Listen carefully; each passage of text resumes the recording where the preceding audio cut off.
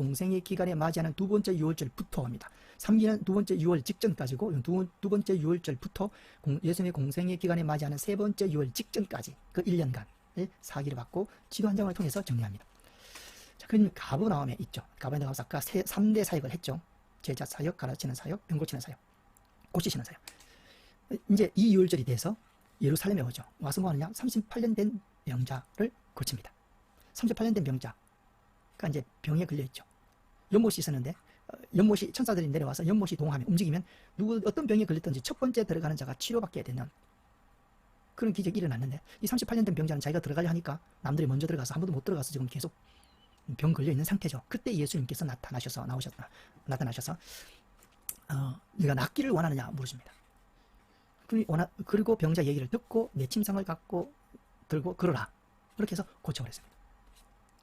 자, 이때 또 예수님께서 말씀하시죠. 그 다음에 성전들에서 예수님이 그 난 병자를 만나서 말씀하시기를 더 악한 일이 생기지 않도록 죄를 짓지 말라. 우리 묵상하면 또 많은 얘기가 나오겠죠. 죄하고 질병하고 관계가 또 우리가 성경이 전하고 있는 내용들을 파악할 수 있겠죠.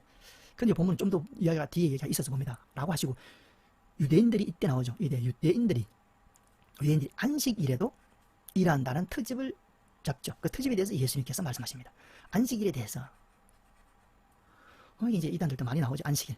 안사람도 마찬가지고, 제7일 안식일도 마찬가지고, 안식일에 대해서. 자기들이 안식일에 참 비밀 어떻고 저쩌고 깨달았다. 뭐 안식일이거든. 그들 교리의 중요한 부분, 이단의 교리의 중요한 부분이죠. 그게 이제 성경을 조금이라도 제대로만 파악했더라면 뭐 그게 빠지지 않는데 이렇게 되어 있는 겁니다. 본문이 그들의 잘못에 대해서 보여주고 있는 구절입니다. 내 아버지께서 일하니 나도 일한다 이렇게 말했습니다. 유대인들이 안식일에 트집을 잡았을 때 아버지께서 일하시니 하나님께서 일하시니 나도 일한다. 우리 안식일에 대해서 보편적인 오해를 많이 하고 있는 거죠. 그래서 그런 이단들이 안식일. 예수님께서 하나님께서 6일 일하시고 7일째 쉬셨으니까 우리도 쉰다 이렇게 됩니다. 이게 이제 문제가 있는 겁니다. 우리가 신명기 말씀을 예수님께서 풀이하는 말씀하고 사람들이 신명기 말씀을 듣고 이해하는 거하고 다르죠. 마귀에게 시험을 당하실 때 마태복음 4장에 마귀가 유혹했을 때 예수님은 신명기 말씀에 대한 정확한 이해를 가지셨기 때문에 마귀를 물리치셨죠. 근성으로 이해하거나 대충 이해하거나 이렇게 이해하시는 것이 아니고 정확한 이해를 하신 거죠. 안식일에도 마찬가지입니다. 하나님이 6일 일하셨으니 1일은 쉬어야 된다. 자, 이렇게 되면 무조건 이게 또 기준이 돼가지고 처음에 하나님이 시작했는데 시간 좀 지나가더라도 그걸 잠깐 보고 왔습니다. 하나님이 6일 쉬셨고 1일 일하시니까 우리도 6일 일하고 1일 쉬는 것이 하나님을 따르는 것이다 라고 생각하죠. 그게 맞는 말씀인 것 같지만 의도에서 약간 틀렸기 때문에 문제가 생기는 거죠. 6일 일하고 하나님이 쉬는 이 기준이 지나쳐서 하나님을 넘어서면 안 됩니다. 이 기준은 하나님에서 나온 거죠. 하나님에서. 이 기준을 무시하는 건 아니지만 이 기준을 하나님보다 더 우위에 두면 그게 율법이 되는 거죠. 그걸 예수님 우리 오늘 요한복음에서 가르쳐주고 계십니다. 유대인들이 안식일을 일한다. 이 안식일이 일한다 했을 때 그 개념은 뭐냐? 6일을 하나님 일하시고 1일 쉬셨는데 너 그렇게 예수님 보고 당신은 그렇게 하지 않는다라고 얘기하는 거죠. 하나님의 율법을 어겼다. 뭐 그렇게 얘기하는 거죠. 근데 예수님은 아주 특별한 말씀을 하십니다. 이 성경을 우리가 보면 참 재미가 있고 발견이 되죠. 이런 것을 우리가 잘 이해해야 됩니다. 내 아버지께서 일하시니 나도 일한다. 이 속에 답이 있죠. 아버지께서 6일 일하고 1일 쉬셨으니 우리도 6일 일하고 1일 쉴 뿐이지. 그 기준이 어디냐? 하나님이라는 거죠. 하나님. 이거 마찬가지죠. 예수님 기준이 뭐냐면 하나님입니다. 하나님이 행하신 어떤 일의 기준을 두는 것이 아니고 하나님입니다. 하나님이 안식일의 출발점도 하나님이 일하시고 하나님이 쉬시는 것에 근거해서 안식일이 나온 거죠. 안식일의 출처가 안식일보다 더 중요하고 더 기준이 돼야 할 부분은 뭐냐? 하나님이죠. 하나님에서 나온 거니까. 그래서 여기서 하나님이 일하시니 나도 일한다 이렇게 하면 지금 안식일인데, 그렇죠? 그러니까 그 기준이 우리가 우선법 있잖아요. 법에도 똑같은 법이라도 최근법이 더 우선법이죠. 그거 마찬가지입니다. 이거 약간 그 비슷한 스타일이죠. 그거와 똑같지 않지만 더 근본적인 근거는 하나님이다 라고 예수님. 안식일도 하나님에서 나온 거다. 근데 이 하나님에서 나온 이 안식을 근거로 해서 하나님을 비판하는 이런 행태는 잘못된 것이죠. 유대인들이 그렇다는 겁니다. 이단들도 다 그렇고. 그래서 참 안식일을 지켜야 된다, 뭐 토요일이다, 안식일을 지켜야 된다, 이것은 바로 이 지금 유대인들과 똑같은 생각을 갖고 있는 겁니다. 그들이 말하기를 유대인들도 토요일날 안식일을 지켰고 진짜 안식일은 토요일이다 이렇게 말을 해요. 그 말은 틀리지 않을 수가 있죠. 그러나 의미나 하나님의 의도나 내용에 있어서는 틀린 겁니다. 이게 전달이 참 잘 될지 모르겠는데 그 핵심이 어디냐? 예수님 말씀이 참 기가 막히죠. 내 아버지께서 일하시니 나도 일한다. 그렇죠? 이게 더 중요하고 더 근거를 두고 우리가 신앙생활을 해야 된다라고 예수님이 말합니다. 이 안식일을 부정한 것도 아니죠. 안식일은 하나님에서 나온 하나의 내용이죠. 안식일을 만든 하나님이죠. 그러니까 안식일도 중요하지만 그걸 만든 하나님이 더 중요하고 이 안식일의 법이 하나님에게서 나온 거죠. 그러니까 더 중요한 하나님을 근거로 하나님이 일하시니 나도 일한다. 예수님께서 이렇게 말씀을 하고 계십니다. 이게 제가 표현이 좀 부드럽지 못해서 그런데 그 부분을 깊이 있게 묵상하면 언어로서는 굉장히 한계 있고 제가 갖고 있는 언어가 한계가 있기 때문에 그렇죠. 참 놀라운 이웃을 정확한 일을 하면 안나농 무슨 뭐 안식일 가지고 이단에 가는 사람들 빠진 게 되게 많지 않습니까? 그리고 주일날 예배 드리는 거 다 가짜다 이렇게 얘기하잖아요. 진짜 안식일은 토요일인데 이걸 어떻게 이건 아까 이 본문이 해결을 주는 겁니다. 예수님 말씀이 이게 완전히 틀린 거 가지고 주장하지 않고 겉으로는 맞는데 의미가 틀린 것을 가지고 주장하니까 이단이 되는 거죠. 이단이 되는 겁니다.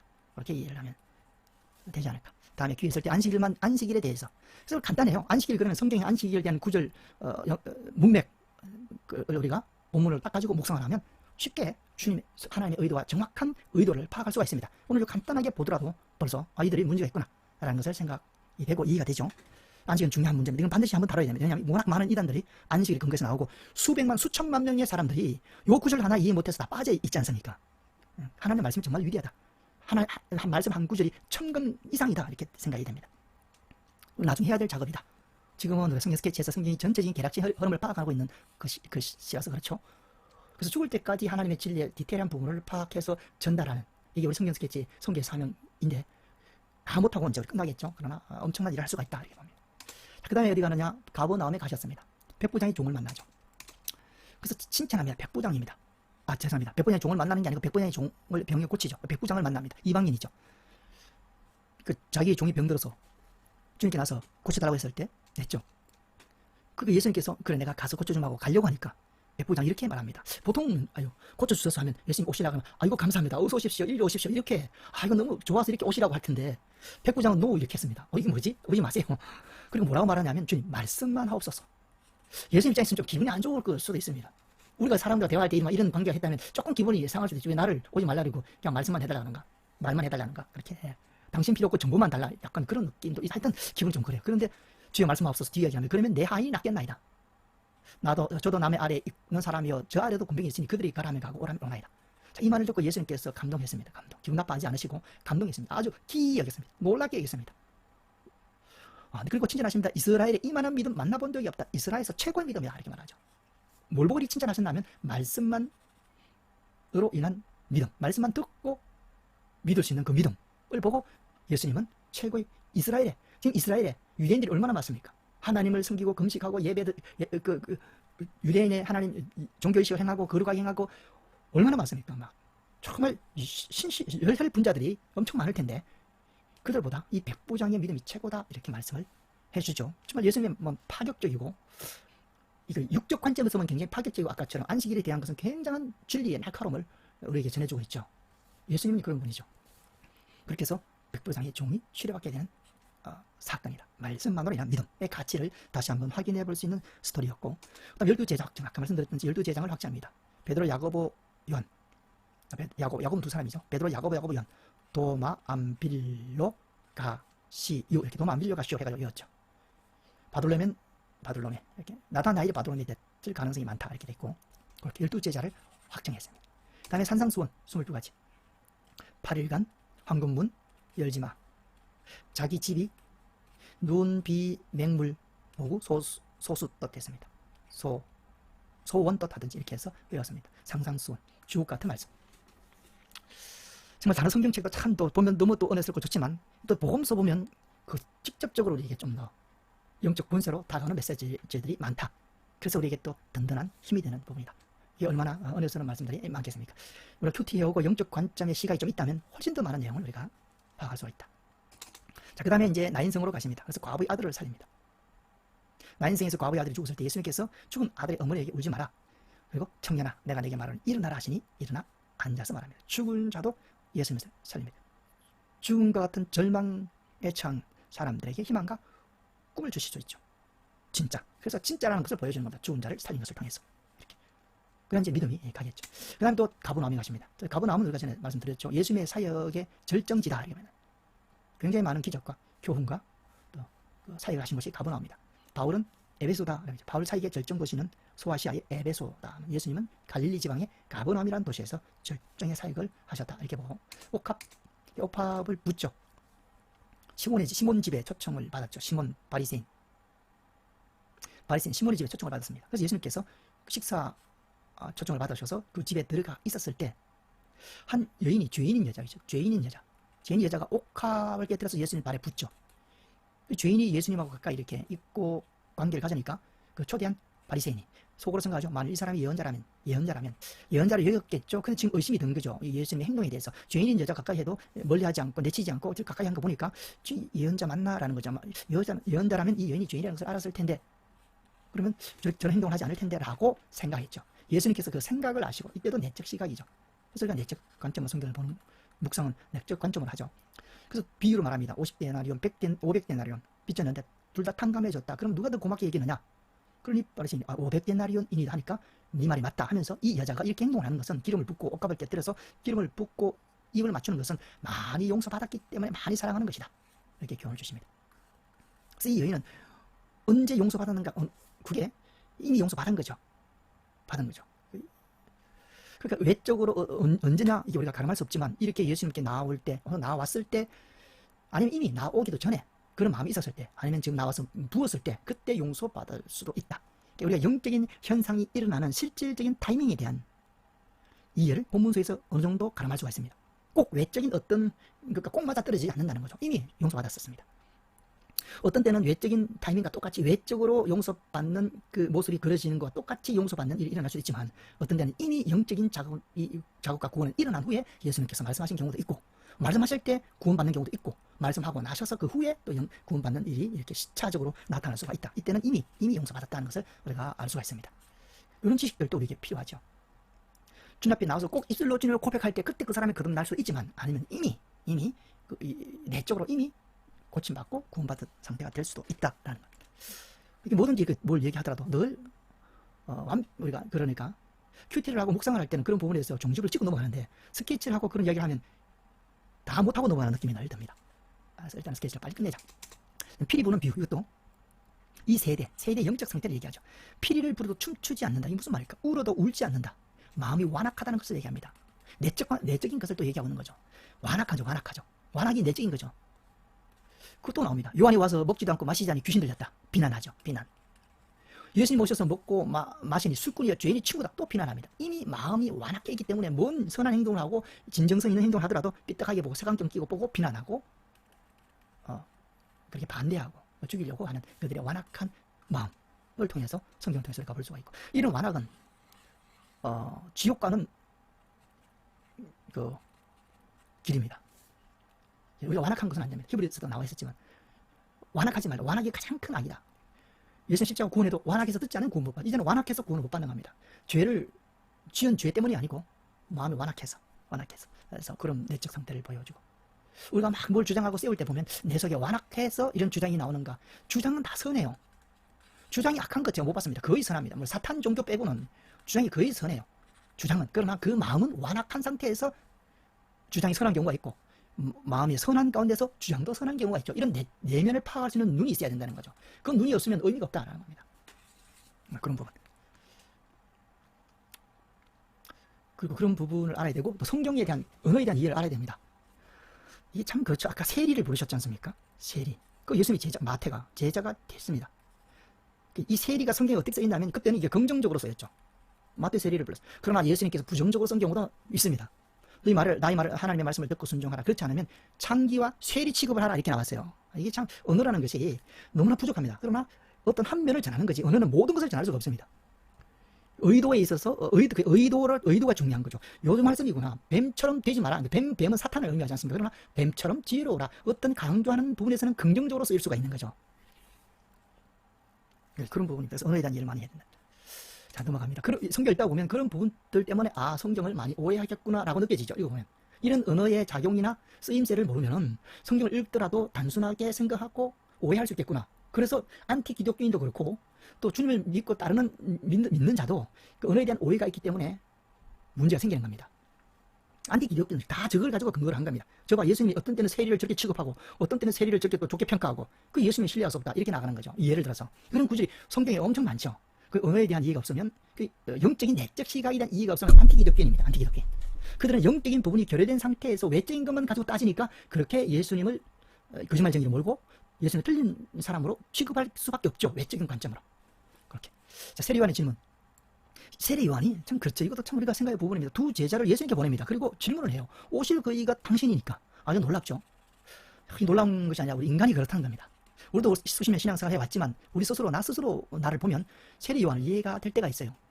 또 간증도 들어봐도 어떤 분은 굉장한 사건과 많은 기적을 통해서 예수를 믿고 나서도 예수님이 의심이 든다는 간증을 하고 고백하는 것도 봤습니다. 그러면서 다시 또 믿음을 갖는 세례 요한도 예수님께 세례 주고 그때 비둘기 같은 성령이 임하고 하늘의 음성도 들리고 예수님께서 정확하게 진리를 전했습니다. 나는 물과 세례를 주지만 저거는 불과 성령으로 세례를 주시고 알고 온 곳간의 쭉정이는 불 가운데 집어넣을 뿐이라 하고 증거했던 그 세례 요한이 의심을 품게 될 수 있다는 인간이기 때문에 그렇죠? 그건 인간적으로 이해해야 되고 그렇다고 세례 요한이 믿음이 없다 이게 아니고 그 인간이기 때문에 그럴 수 있는 거죠. 그때 예수님께서 말씀하십니다. 보지 못한 사람이 보고 듣지 못한 사람이 듣고 다리 저는 사람이 걷고 문둥병자가 나왔고 죽은 자가 살아나고 가난한 자의 복음 전파되는 이런 것을 보고 나를 의심하지 않는 자가 복이 있다. 그런 것들을 보고 나를 의심하지 않는 자, 나를 아는 자가 복이 있다. 그렇게 얘기하는 거죠. 간접적으로 얘기했죠. 그런 외적인 기적을 통해서 영적으로 아는 자, 영적으로 알면 흔들리지 않죠. 흔들리지 않습니다. 말씀에 근거해서 알면 흔들리지 않죠. 왜냐하면 그 말씀, 그 영적 진리가 사라지지 않기 때문이죠. 외적인 것을 보고 믿은 사람은 외적인 것이 일어날 때는 믿음이 충만하죠. 막 예수님을 따르고 목숨까지 다 주님께 바칠 것 같은 그런 열정과 그런 신앙 고백을 합니다. 외적인 것을 보고 예수님을 믿는 자는 그 믿음이 가짜가 아니고 믿는 자는 그 믿음이 그게 생긴 자는 그러나 외적인 것이 사라질 때는 어떻게 하느냐. 그것도 사라진다는 거죠. 열정이. 그러나 외적인 것을 보고 이런 기적을 보고 영적인 영역까지 아까 베드로처럼 눈이 떠서 영적인 뭐 부분까지 이제 가게 되면 그런 진리에 근거하면 믿음을 거기에 두면 흔들리지 않는다는 거죠. 만약에 영적인 영역이 열렸고 깨달아서 믿은 사람이 흔들렸다 그러면 영적인 지식이 깨달음이 있는데 마음을 거기 안 두고 보이는 것에 마음을 두기 때문에 영적인 지식을 깨달아도 믿음이 흔들리겠죠. 우리의 믿음은 영적인 것에 근거를 두는 그 노력이 필요하다. 그러면 흔들리지 않습니다. 외적인 것도 보고 영적인 것이 또 있죠. 그러나 믿음을 영적인 것에 두는 거죠. 그래야 그 믿음이 흔들리지 않는다. 외적인 것에 두면 흔들린다. 이 본문의 말씀, 예수님의 말씀은 그런 의미죠.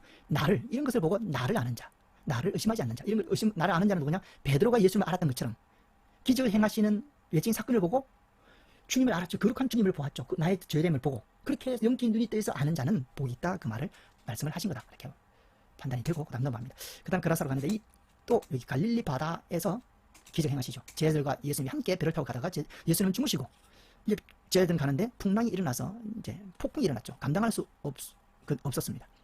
온갖 실려 가지고 그 풍랑을 헤쳐나가고 못 헤쳐나갔죠. 그래서 예수님을 깨우죠. 깨울 때 예수님께서 믿음이 적은 자들아 왜 의심하였느냐라고 제자들을 꾸짖으시고 또 바람과 바다를 꾸짖어서 잠잠하게 하십니다. 그러자 사람들이 제자들이 예수님이 어떤 분위기에 받아도 순종하는가? 그렇죠? 여기 또 나오죠. 어떤 분인가? 이 질문은 굉장히 좋은 질문이다. 그냥 이렇게 꾸짖으시고 바람이 점잠해서 할렐루야 아멘 끝나버리면 예수님이 하신 기적의 의미가 없는 거죠. 의도가 제대로 역할을 제 의도대로 가지 않는 거죠. 예수님이 어떤 분인가? 아까 기적을 통해서 예수님이 어떤 분인가에 대한 이해, 눈을 떼야 됩니다. 이 부분은 영적인 부분입니다. 예수님이 어떤 부분인가 다 알아요. 목수의 아들을 태어났어. 갈릴리 거기서 사셨고 베들레헴에 태어났어. 그런 분이다. 그 아임이 아니고 여기는 어떤 분인가 했을 때는 영적으로 그 내면이 어떤 분인가? 하나님이죠. 하나님. 쪽으로 이 기적을 통해서 그쪽으로 질문을 하고 그쪽으로 생각했다는 것은 아주 좋은 현상이다라는 겁니다. 구원에 접근하고 있다 이렇게 보는 거죠. 그런 사건이 일어났다. 그 다음에 군대 귀신을 여쭙다. 군대 귀신 들린 사람이 와서 당신이 우리가 무슨 상관이 있나이까? 때가 되기도 전에 우리를 괴롭게 하려 오시나. 이 귀신의 지식은 부분적입니다. 부분적입니다. 때가 하나님의 전체적인 계획은 모르죠. 타락했고 자기가 아는 범위 내에서만 아는 거겠죠. 무슨 상관이야? 때 이미 뭔가 조금 알아요. 때가 되기 전에 우리를 괴롭게 오셨나이까 이렇게 합니다. 예수님께서 돼지떼 속으로 보내주십시오라고 요청하자. 그들이 예수님께 이렇게 요청하자. 예수님께서 가거라. 대화도 하죠. 그것도 요청도 들어줍니다. 그렇게 해서 귀신을 쫓아내는 이야기. 가다라 그라사 지방 가다라 지방의 그라사에서 사건이 일어났고 그 다음에 가버나움으로 다시 가십니다. 그래서 혈루증 여인의 병을 고치십니다. 12의 혈루증으로 고생하던 여인이 예수님께 나와서 이제 치료받게 되죠. 옷자락을 만지자 즉시 치료되었습니다. 이것도 마찬가지죠. 이 혈증 여인이 치료받은 그 순간 아는 사람은 아마 여인이나 하나님 예수님밖에 없었을 거예요. 우리는 모른다는 거죠. 많이 모인 사람들이 몰라요. 이미 그 속에는 치료 역사가 일어난 하나님 역사하시는데 영적 타이밍을 몰랐다는 거죠. 외적 타이밍하고 내적 타이밍이 같을 때 있죠. 우리는 늘 같을 때만 알고 있었습니다. 그러나 성경 읽어보면 타이밍이 약간 엇박자가 될 수도 있구나. 이미 현상이 일어나고 이미 구원받고 이미 다 치료받는데 모르는 상태에서 예수님이 드러내는 부분도 있죠. 예수님이 누가 나를 만졌느냐? 그러면 사람들이 인산 인해로서 예수님이 만졌을 뿐만 아니라 예수님을 밀고 당기고 끄집어 당기고 이렇게 했는데 만졌느냐? 질문이 의아스럽죠. 그래서 제자들이 약간 어리둥절하죠. 그러니까 예수님이 계속 누가 나를 만졌느냐, 그런 만짐이 아닌, 이 만짐은 그런 만짐이 아니죠. 육적 만짐이 아니죠. 영적 만짐을 얘기하는 거죠. 그러니까 결국 여인이 안 거죠. 자기가 처음 했기 때문에 만졌으면 고백하자. 그때 예수님께서 따라 내 믿음이 너를 구원하였다, 편안히 가라. 육적 치료가 이루어지고 영적도 구원이 일어난 거다. 이걸 이제 헷갈리죠. 같이 사용했는지 이 구원을. 자, 구원은 구약에서는 육적 구원하고 치료, 뭐 삶의 가난에서 벗어나 이런 구원하고 영적 구원을 혼용해서 구약 많이 쓰죠. 신약은 구분해서 대체로 쓰죠. 그러나 또 혼용해서 쓸 수도 있습니다. 그래서 이것도 뭐 구분해서 쓸 수도 있고 혼용해서 쓸 수도 있죠. 그래서 구분해서 따면 이미 치료받은 것은 이미 육적 치료가 일어났고 그에 대해서 이 구원은 분명히 영적 구원이 이때 일어났다. 이때 육적 구원이 일어났다라고 봐도 되죠. 이렇게 보나 저렇게 보나 성경을 통해서 우리에게 전해주는 메시지는 정확하게 우리가 받을 수가 있다라는 겁니다. 그 다음에 야이로의 딸을 살리십니다. 야이로의 딸을 살리십니다. 대당장 종으로 대당장의 딸이 죽었다는 보고를 받고 예수께서는 가서 두려워하지 말고 믿기만 하라. 베드로, 야고보, 요한 소녀의 부모만 데리고 들어가셔서 울지 마라, 잔다 라고 얘기하고 소녀의 손을 잡으시고 일어나라, 아이야 일어나라 하시니 영혼이 돌아와서 소녀가 일어난다. 육체가 있고 그다음에 영혼이 있죠. 육체 속에 영혼이 있죠. 영혼이 떠나가면 죽음입니다. 돌아오면 육체가 살아나죠. 이렇게. 그래서 죽은 자도 살리시는 주님. 자, 그리고 그 다음에 수고하고 무거운 짐진 자들아 다 내게로 내가 너희 수고하고 무거운 짐진 자들아 다 내게로 내가 너희를 쉬게 하리라. 나의 멍에는 쉽고 내 집은 가위엄이라. 이것도 우리가 많이 생각해야 될 부분이다. 이런 교훈을 주셨고 음물고 벙어리 귀신 들린 자를 고치셨습니다. 그러니까 바알세불의 힘을 빌려서 고친다라고 표현했죠. 하긴 이 바리새인들이 마음이 완악하면 별의별 논리를 가지고 다 공격하죠. 아까 마음이 완악한 사람의 100가지 진실된 증거를 보여줘도 믿지 않죠. 마음이 완악한 것이 문제다. 표적을 구할 때 요나의 표적을 보여주죠. 너희들에게 필요한 것은 그거다라는 겁니다. 회개다는 거죠. 회개. 그래야 구원받고 제대로 보고 답이 찾아지지. 너희들이 마음이 완악한 상태에서 아무리 답을 줘도 답이 없는 거죠. 저 사람들은. 구원을 받을 수가 없습니다. 완악한 사람.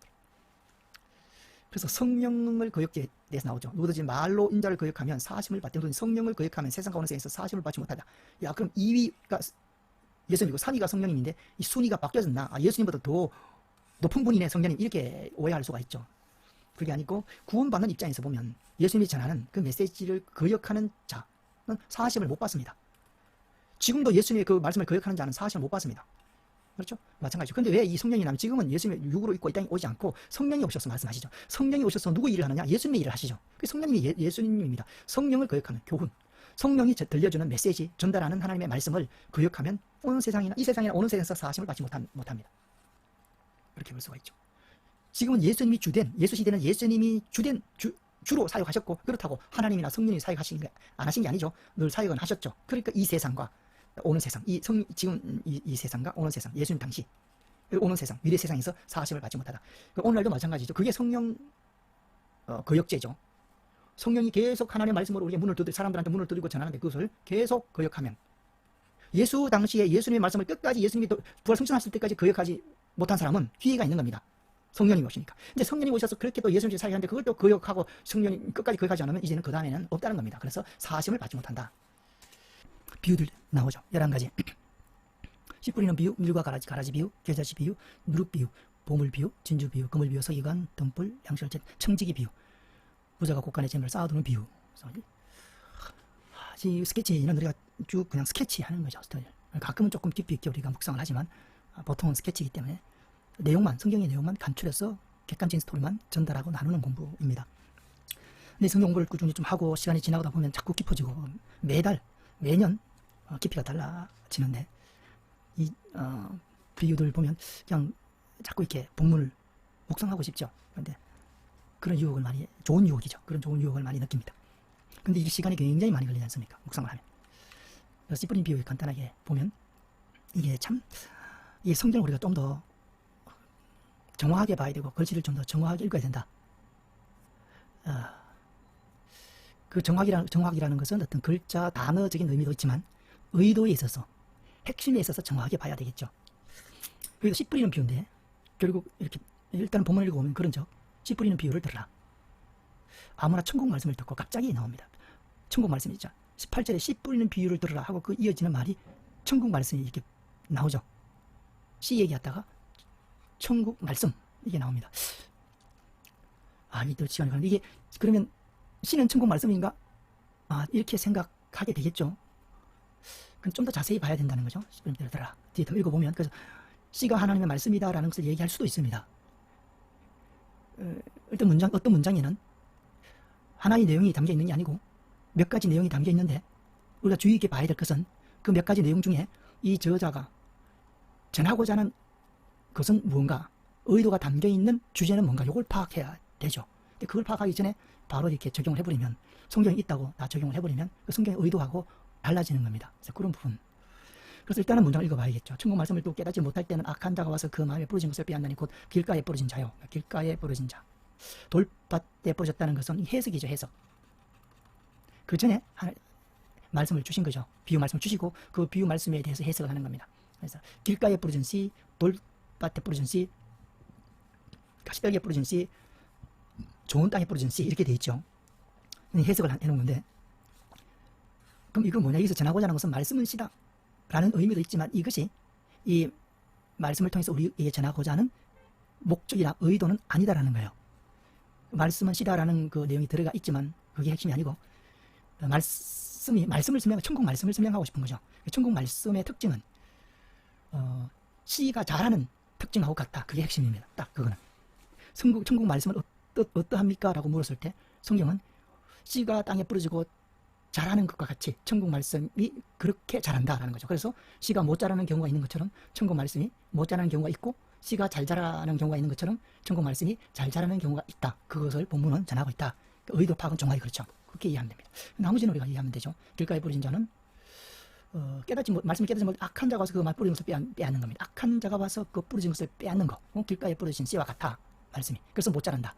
돌밭에 뿌려졌다는 것은 말씀을 듣고 즉시 기쁨을 받되 뿌리가 없어 잠시 견디다가 환란이나 박해가 일어날 때 곧 넘어지는 자요. 말씀으로 말미암아 환란과 박해가 일어날 때 곧 넘어지는 자. 이것도 깊이 있게 설명 우리가 나누려면 많이 나눌 수가 있죠. 그냥 환란과 박해가 아니고 말씀으로 말미암아 환란과 박해가 날 때는 곧 넘어지는 그런, 그래서 못 자라는 씨와 같아.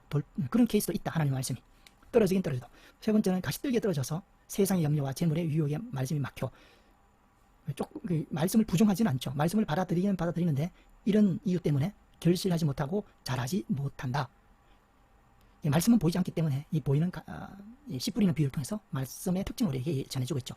좋은 땅에 뿌려진 것은 말씀을 듣고 받아들이고 깨닫고 결실해서 30배, 60배, 100배, 100배, 60배, 30배가 되는 그 말씀이 그렇게 잘 자라는 이런 케이스, 그렇게 했습니다. 깨닫는 자, 말씀을 듣고 깨닫는 자. 그렇게까지만 하고 충분히 묵상을 못했지만 그렇게만 가닥을 잡고 넘어갑니다. 다른 비유는 조금 더 빨리 나오도록 합니다. 밀과 가라지 비유. 이르되 좋은 씨를 뿌리는 이는 인자요. 이것도 해석이죠. 밭은 세상이요, 좋은 씨는 천국의 아들들이요, 가라지는 악한 자의 아들들이요, 가라지를 뿌리는 원수는 마귀요. 추수되는 세상 끝이요, 추수꾼은 천사들이니 그래서 가라지를 거두어 불에 사르는 것 같지. 끝에만 보죠. 가라지는 결국 불에 사르는다. 세상 끝에도 그러하다. 인자가 천사들을 보내리니 그들이 그 나라에서 모든 넘어지게 하는 것과 또 불법을 행하는 자들을 거두어내어 풀무불에 던져 넣으리니 거기서 울며 이를 갈미 되리라. 가라지를 거두어 불사르게 된다. 그 얘기가 나왔고, 이런 밀과 가라지, 가라지는 불사른다는 거죠. 이런 메시지는 성경에 여러 번 등장하죠. 그다음에 겨자씨 비유. 천국은 겨자씨와 같다. 작지만은, 모든 씨보다 작지만은 굉장히 나중에는 커지는, 성장하고 자라는 그런 특징을 보여주고, 누룩도 마찬가지죠. 부풀게 한 누룩과 같다. 물론 겨자씨 비유하고 누룩 비유하고 많은 부분에 공통점이 있지만 차이점도 있겠죠. 그런 것들은 깊이 있게 또 묵상을 하면 좋겠습니다. 그 다음에 보화 비유. 이것도 보화 비유와 진주 비유도 비슷하지만 약간의 차이는 있죠.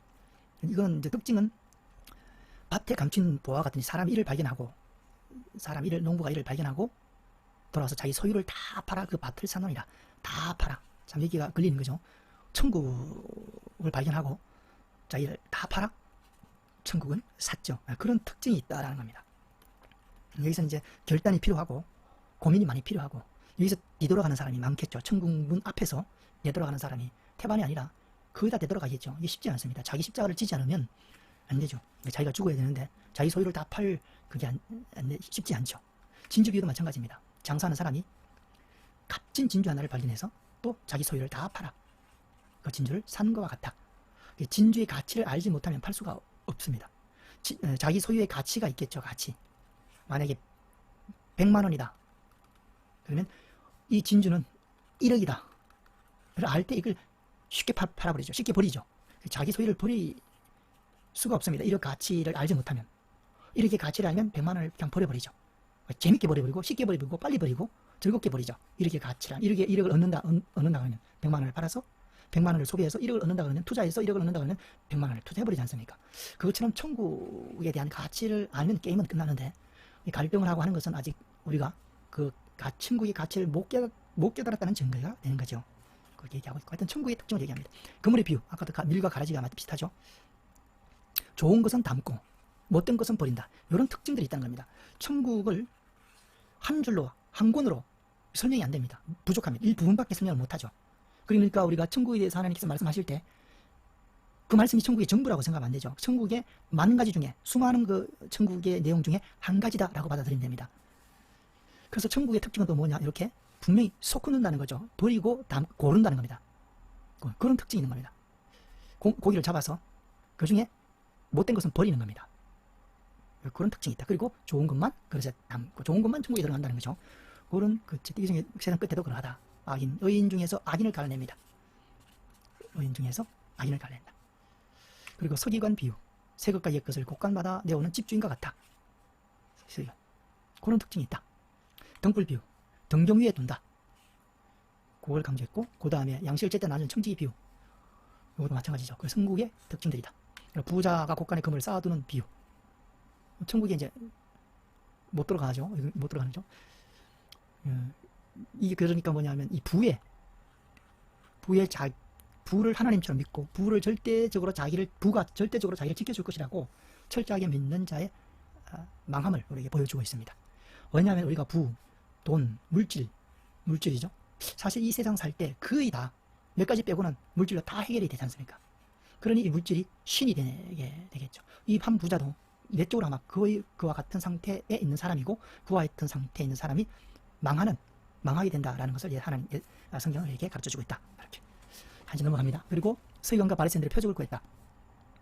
그때 예수님께서 하신 말씀은 요나의 표적밖에 없다 이렇게 합니다. 서기관과 바리새인들이 예수님이 진짜 하나님의 아들이라면 표적을 보여달라. 그러면 따르고 믿겠다라는 의도로 요구했겠죠. 그때 예수님께서는 요나의 표적밖에 없다. 너희들이 믿을 수 있는 길은 요나의 표적. 그건 두 가지 특징을 얘기하죠. 하나는 회개고 회개. 또 하나는 3일 물고기 뱃속에 있다가 나왔죠. 예수님의 죽음과 부활이죠. 죽음. 십자가를 의미합니다. 그래서 회개. 너희들이 못 믿는 것은 표적이 보여준다 하더라도 너희들은 못 믿는다. 왜냐하면 마음이 완악하기 때문이죠. 회개하지 않았기 때문에 아무리 참된 증거를 갖다 줘도 너희들은 믿지 못하는 심령이다라는 것을 우리에게 알려주는 거죠. 그렇게 얘기하고 그래서 합니다. 예수께서 대답하여 이르시되 악하고 음란한 세대. 악하기 때문에 악한 자에 아무리 뭘 주더라도 그게 받아들이지 않죠. 그것을 얘기합니다. 표적을 구하나 선지자 요나의 표적밖에는 볼 표적이 없나니라. 그렇게 얘기하고 있습니다. 그래서 예수님이 진리가 아니기 때문에 안 믿는 게 아니고 사람들의 마음이 악하기 때문에 안 믿는 경우가 굉장히 많다. 그것을 우리가 본문을 통해서 눈치챌 수가 있고 그걸 우리한테 적용하면 나한테 각자한테 적용하면 그렇죠. 주님을 못 믿는 이유는 우리가 악하기 때문이라고 받아들여야 되겠죠. 근데 우리는 스스로 내가 악하다 이렇게 깨닫지를 못하죠. 난 항상 선하고 난 항상 옳고 난 항상 바르다는 것이 은연중에 우리 속에 있지 않습니까? 우리 자신을 못 보는 그런 모습들. 그러나 주님을 믿지 못할 때는 그런 부분들이 우리 속에 있을 수 있다. 그렇게 생각하면서 적용을 하면 되겠죠. 자, 그래서 이제 4기 정리했습니다. 이 6월달에 38년 된 병자를 고치고 가버나움에 가셔서 이렇게 배부장 고치시고 그다음에 나인성 가서 과부의 아들을 살리고 가버나움에 가서 이렇게 세 가지 사건이 일어나고 갈릴리 바다에서 가라사에서 그리고 다시 가버나움에 오심으로 예수님의 1년 이 6월절부터 3, 6월절 직전까지의 1년간의 기간의 사역을 지도 한 장으로 정리를 했습니다. 그래서 가버나움에서 출발해서 올라갔다가 이렇게 화살표로 기억하면 되겠죠. 자, 이거 넘어가고 그다음에